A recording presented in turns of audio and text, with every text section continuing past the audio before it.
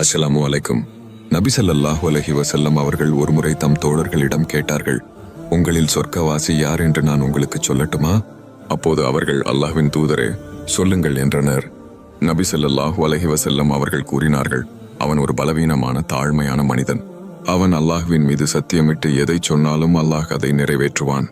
இன்னொரு சொர்க்கவாசி யார் என்றால், யாராவது அவனிடம் தவறாக நடந்து கொண்டாலோ அல்லது கோபமூட்டினாலோ அவன் பொறுமையாக இருப்பான்.